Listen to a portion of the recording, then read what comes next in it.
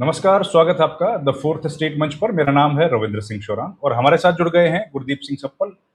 Congress party के वरिष्ठ नेता हैं और सीडब्ल्यूसी के सदस्य हैं। हाल में आपने देखा होगा सीडब्ल्यूसी की एक बैठक भी हुई थी जिसमें बहुत अहम फैसले किए गए थे। उन फैसलों पर भी बात करेंगे, लेकिन बातचीत की शुरुआत करते हैं आज हुए घटनाक्रम से, जो कि था संसद मार्ग थाने पर।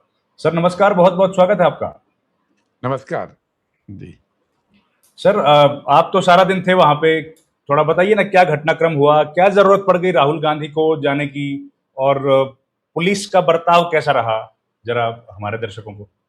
रविंद्र जी, आज का दिन भारत के इतिहास में शर्मनाक दिन गिना जाएगा कि एक व्यक्ति जिसकी पैलेट गन फायरिंग के अंदर आंख चली गई, उसका शरीर छलनी हुआ पड़ा है और वो ये कह रहा था पुलिस से कि भाई मेरी आप शिकायत दर्ज कीजिए, एफआईआर दर्ज कीजिए, और वो दर्ज नहीं हो रही थी। और एफआईआर कराने के लिए राहुल गांधी जो नेता विपक्ष हैं उनको 8 घंटे पुलिस थाने पे धरने में बैठना पड़ा। एफआईआर सबसे बेसिक अधिकार है किसी भी नागरिक का जिसके साथ कोई जुल्म होता है। और नरेंद्र मोदी और अमित शाह तो आज तक ये कहते आए कि हमने नई व्यवस्था कर दी है देश के अंदर और आप कंप्यूटर में बैठ के कहीं से भी जीरो एफआईआर कर सकते हो, ये कहा ना उन लोगों ने। कहा लेकिन ना। यहाँ पे एक केस जो पूरे देश के सामने है, वो युवक दर दर भटक रहा था एक थाने से दूसरे थाने और उसकी एफआईआर दर्ज नहीं कर रहे थे। और जब उसको ये लगा, पहले वो सोचता था, जो आज वो बताया उसने हमको, कि जब तक संसद का सत्र चल रहा था उसको ये उम्मीद थी कि संसद के अंदर ये बात उठ रही है और ये बताया जाएगा कि पैलेट गन चलाने का आदेश किसने दिया। लेकिन अमित शाह तो संसद में आए नहीं, इस बार बात की नहीं, वो डर गए। तो जब संसद का सत्र खत्म हुआ 13 तारीख को, तो 14 तारीख को उसने एफआईआर करने का सोचा कि चलो पुलिस ही जांच करे और बताए कि पैलेट गन किसने चलाई। लेकिन उसकी एप्लीकेशन कोई थाना नहीं ले रहा था, उसको एक थाने से दूसरे थाने भेजा जा रहा था। उसने ऑनलाइन भी किया, लेकिन उसका भी कोई नतीजा नहीं निकला। तो कल उसने राहुल गांधी जी से उनके ऑफिस में बताया कि भाई मेरी एफआईआर ही दर्ज नहीं हो रही है। तो राहुल गांधी तो नेता विपक्ष के तौर पे उसकी मदद के लिए साथ गए थे और वो ये देख के हैरान हुए कि खुद राहुल गांधी को भी पहले एक थाना मंदिर मार्ग, फिर दूसरा थाना, फिर तीसरी जगह भेजा गया। और जब तीसरी जगह पुलिस ने उस उसकी एप्लीकेशन पे ठप्पा लगाने तक से मना कर दिया, उसकी डेली डायरी रिपोर्ट तक देने से मना कर दिया, तो राहुल जी बोले कि मैं इस लड़के के लिए, इसको इंसाफ दिलाने के लिए, जब तक उसकी एफआईआर दर्ज नहीं होगी मैं थाने से नहीं उठूंगा। और वो धरने पे बैठे। पर आप ये देखिए कि एक एफआईआर कराने के लिए जब नेता विपक्ष को धरने पे बैठना पड़ रहा है, तो बाकी देश के दूर दराज जगहों पे जहां जुल्म हो रहा है, वहां की क्या हालत होगी। ये सरकार सोच रही है कि जो चाहे कर देगी। आज जयपुर में भी हंगामा हुआ, कांग्रेस जनता पार्टी के लोगों पे आक्रमण हुआ, सुबह से टीवी पे चल रहा है। लेकिन अभी तक 12 घंटे हो गए उस घटना को, अभी तक कोई एफआईआर वहां भी नहीं हुई, कोई जांच के आदेश नहीं हुए। तो ये मोदी शाह जो चला रहे हैं देश, इसमें ये सरकार केवल इनके दबदबे के लिए है, आम जनता के लिए तो है ही नहीं। और ये बात आज देश के सामने सामने आई है। शुक्र है कि शाम तक उनको सद्बुद्धि आई, उनको झुकना पड़ा। इस प्रेशर को, राहुल गांधी के इस दबाव के आगे वो झुके और फाइनली एफआईआर दर्ज हुई। और मैं बताऊं, आप पुलिस वालों का बात कर रहे थे, वहां तो जितने जी। पुलिस वाले थे, वो ऑफिशियली तो पुलिस वालों का डिसिप्लिन होता है, कभी कुछ बोल नहीं पाते, लेकिन उनके हाव भाव, उनके तरीके, और जब साइड में कुछ बोल दे रहे थे तो उन्होंने भी यही कहा कि भाई इस बच्चे का हक है, ये एफआईआर क्यों नहीं दर्ज करने दे रहे हैं। लेकिन अब हालत ये है कि जब तक केंद्र सरकार से, गृह मंत्रालय से इशारा नहीं आता, पुलिस वाला एफआईआर दर्ज नहीं कर पा रहा है। ये पुलिस महकमा जनता के लिए नहीं, अब शाह को बचाने के लिए ये महकमा बन गया है। तो राहुल गांधी ने तो प्रेस कॉन्फ्रेंस में ये भी कहा कि अमित शाह और होम सेक्रेटरी से पूछने के बाद एफआईआर दर्ज हुआ है। देखिए, दिन भर मैं वहां था और कई राउंड हमारे नेताओं ने बातचीत की और हर बार वहां पे जो पुलिस ऑफिसर थे वो जाते थे, रिपोर्ट करके निर्देश लेते थे, यानी निर्देश ले रहे थे वो। एफआईआर दर्ज करने के लिए निर्देश कौन लेता है? सही बात। एफआईआर तो दर्ज हो जाती है। वो तो अधिकार ज्यादा है से सर। ज्यादा ये होता है कि एफआईआर दर्ज करने के बाद आप जांच को देना है, कहाँ देना है, उस पर तय कर सकते हैं, या आप एप्लीकेशन रिसीव कर लेते हैं और फिर तय करते हैं कि इसको एफआईआर में कन्वर्ट करना है कि नहीं करना है। जांच की एप्लीकेशन मना नहीं होती आज तक इस देश के अंदर। एफआईआर के लिए तो कहीं से फोन की जरूरत नहीं पड़ती है, लेकिन आज हमने देखा वो हो रहा था। बिल्कुल। तो अंदर का थोड़ा-सा बताइए ना सर, थाने में क्या हुआ? क्या व्यवहार पुलिस का किस तरह का था? एक बार एकदम जब राहुल गांधी, ज़ाहिर है वो बता के तो गए नहीं थे, तो माहौल क्या एकदम हड़कंप मच गया वहाँ पे? किस तरह का माहौल रहा? उसके बाद क्या हुआ थोड़ा, अगर आप तो साथ ही थे लगातार? नहीं नहीं, देखिए, सुबह जब राहुल गांधी गए तो वहां पे कोई हमारी कांग्रेस के कार्यकर्ता नहीं थे, हुँ, किसी को सूचना भी नहीं दी गई थी। ये तो सिंपल सा था कि राहुल गांधी उसके सपोर्ट में, साहिल के सपोर्ट में गए और ये मान के चल रहे थे कि एफआईआर हो जाएगी। वो तो जब एफआईआर से मना हुआ तो राहुल गांधी भी हैरान हुए कि भाई एफआईआर तक करने में आपको क्या दिक्कत है। उन्होंने काफी देर तक बहस की पुलिस वालों से कि भाई आप एफआईआर तो कीजिए, पर जब पुलिस वाले बहाने बनाने लगे और कहने लगे नहीं ये मामला कोर्ट के अंदर है, जो मामला कोर्ट के अंदर होता है उस पर एफआईआर नहीं होती है, तो भाई अब शाम को कैसे हो गई? अगर कानून सुबह दूसरा तो शाम तक आते आते कानून बदल गया क्या? लेकिन हमने उनको समझाया कि ये कानून में, एफआईआर में, कोर्ट में होने से कोई इसमें संबंध नहीं है। एक व्यक्ति की आंख गई है, उसका शरीर छल नहीं हुआ है, वो न्याय मांग रहा है और इसके लिए आप एफआईआर ले लो। पर अफसर टस से मस नहीं हो रहे थे क्योंकि उनको ऊपर से इशारा नहीं था। तो फिर राहुल गांधी वहां से निकले, वो बाहर आए, मीडिया से बात करने की कोशिश की, लेकिन इतना मीडिया था कि वो बात संभव नहीं हो पाई। फिर वो हुँ, दोबारा वापस गए, उन्होंने फिर बोला तो फिर उनके लिए जगह बनाएगी बैठने की, वो वहां बैठ गए। और जब वो वहां बैठ गए, मीडिया से फिर बात की, इसके बाद हमारे लोग दिन भर दिन भर पुलिस अधिकारियों से बातचीत करते रहे। और आप देखिए कि एक एफआईआर के लिए पूरी कांग्रेस पार्टी के लोग दिन भर बातचीत करते रहे।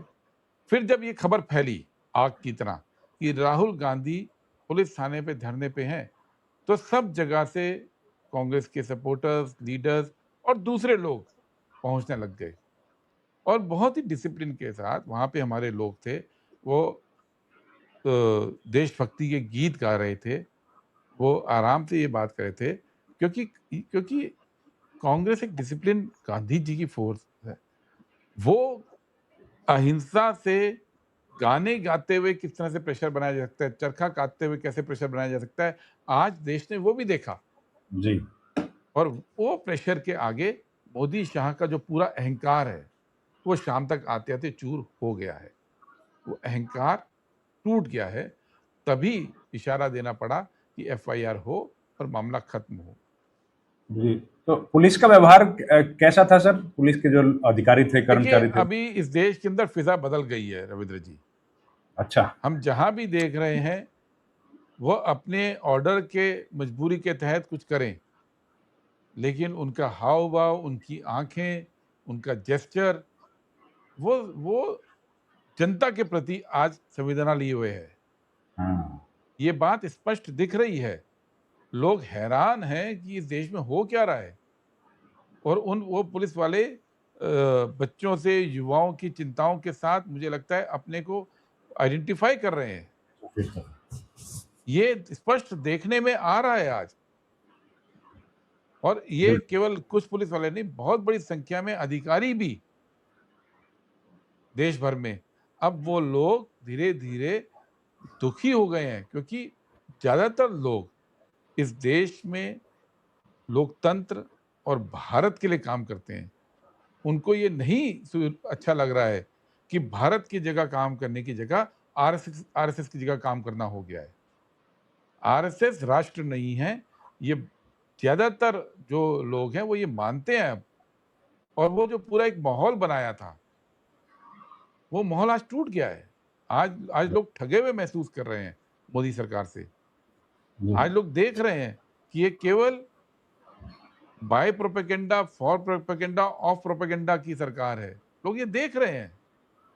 और आप देखिए ना, अब पूरे पूरे पिछले 1.5 महीने का, 2 महीने का घटनाक्रम देखिए। जब छात्रों ने, युवाओं ने इनको घुटने टेकने पे मजबूर कर दिया और धर्मेंद्र प्रधान का इस्तीफा हो गया, उसके बाद से नरेंद्र मोदी और उनकी सरकार, भारतीय जनता पार्टी को और आरएसएस को ये नहीं लगा कि उनको कोई व्यवस्था परिवर्तन करना है, चीजें ठीक करनी है। उनको केवल ये लगा कि हमारे प्रोपेगेंडा में कमी रह गई, अब इंस्टाग्राम पे प्रोपेगेंडा करना चाहिए। मतलब वो इलाज नहीं देख रहे कि बीमारी क्या है, उसका इलाज क्या है।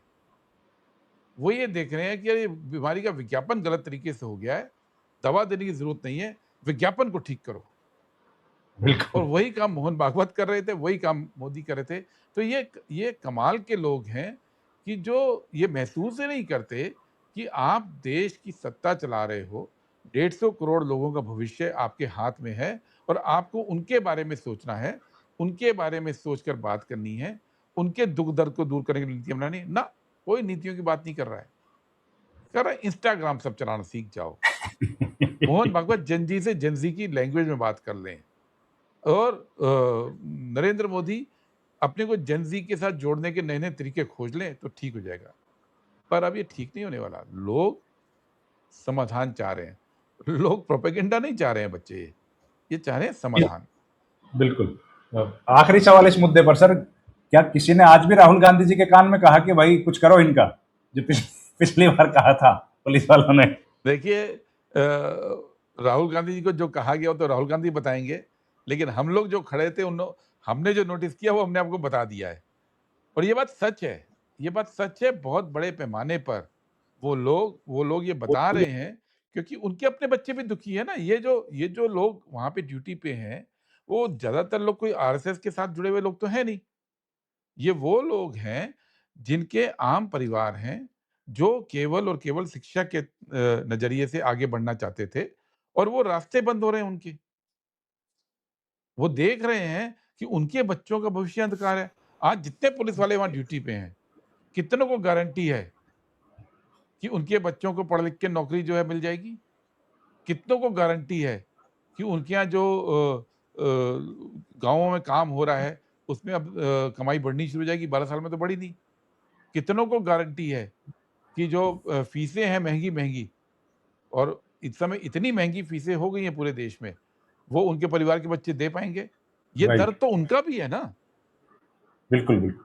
वो भी देख रहे हैं कि लाखों लाख रुपए फीस दे रहे हैं लोग, लाखों रुपए जो है ज़मीनें बेच के, कर्ज़े लेके, गहने बेच के बच्चों को पढ़ा रहे हैं और पेपर लीक हो रहे हैं और पेपर लीक अगर नहीं हो रहे हैं, पास हो रहे हैं तो नौकरी नहीं लग रही है, नौकरी लग रही है तो तनख्वाहें नहीं बढ़ रही हैं।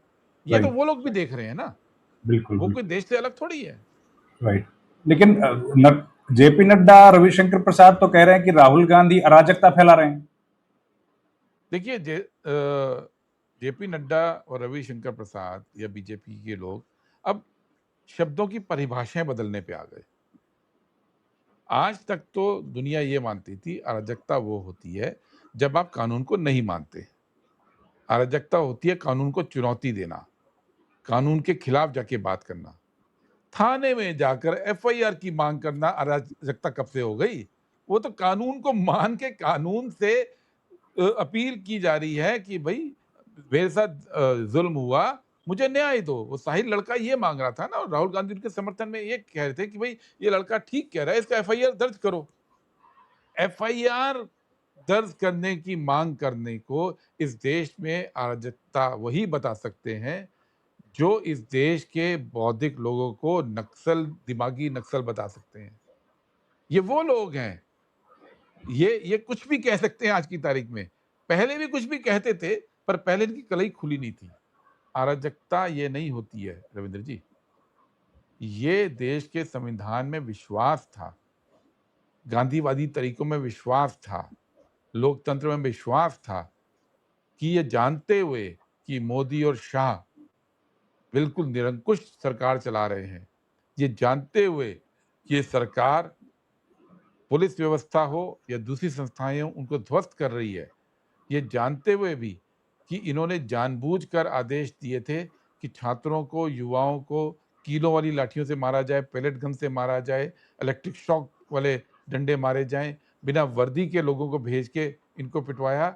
ये जानते हुए भी उस सिस्टम में विश्वास कायम है। आज जो गए वो लोकतांत्रिक अधिकार के तहत प्रदर्शन हुआ, शांतिपूर्ण प्रदर्शन हुआ, धरना हुआ और पुलिस से ये गुहार की साहिल ने कि मेरी आप शिकायत पे एफआईआर कर लो। ये अराजकता नहीं है, ये देश के कानून में विश्वास है जो आज दिखा और जनता की शक्ति ये दिखी आज। राइट। अब इसी से जुड़ा मुद्दा है, लेकिन थोड़ा दूसरी बात अगर हम लोग वंदे मातरम से जुड़ी करें सर, आपने बहुत अच्छा ये आर्टिकल एक भी बात उसमें और भी लिखा। कह रहे थे जो मैं जी जवाब जी। देना चाहूँगा, हालाँकि अब वो शाम आते थे क्लियर हो गया कि ये सुप्रीम कोर्ट की एक्सपर्ट कमेटी बन गई है तो ज़रूरत क्या है? अब आपके दर्शकों को मालूम होना चाहिए, पहली बात सुप्रीम कोर्ट की कमेटी की घोषणा हुई कल रात को। लेकिन साहिल तो कई दिनों से भटक रहा था। मतलब इनको सपना आ रहा था कि एक सुप्रीम कोर्ट की कमेटी बनेगी तब तक एफआईआर मत करो। पिछले हफ्ते एफआईआर क्यों नहीं की जब कमेटी नहीं थी? ये सवाल तो बीजेपी को पूछना पड़ेगा ना। दूसरी बात, सुप्रीम कोर्ट के तो आदेश में लिखा हुआ है कि सुप्रीम कोर्ट की कमेटी जो जांच करेगी तब तक पुलिस की जो कार्रवाई है प्रशासनिक या दूसरी उसको रोकने का कोई आदेश नहीं है और कहा कि पुलिस अपनी कार्रवाई जारी रखे। तो पुलिस ने क्यों काम बंद कर रही है? पुलिस का काम तो एफआईआर लेके जांच करना है। तो सुप्रीम कोर्ट की कमेटी की आड़ में आप जो है पुलिस के काम को बंद कर रहे हो।